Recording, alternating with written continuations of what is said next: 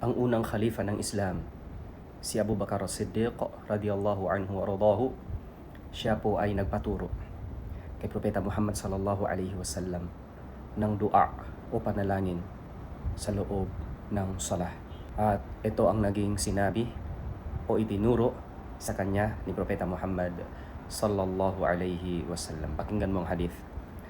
An Abi Bakr as-Siddiq radiyallahu anhu wa radahu qala li Rasulillahi sallallahu alaihi wasallam, allimni du'aan ad'u bihi fi salati. Qala qul Allahumma inni zalamtu nafsi zulman kathira wa la yaghfiru dhunuba illa ant faghfirli maghfiratan min indika warhamni innaka antal ghafurur rahim.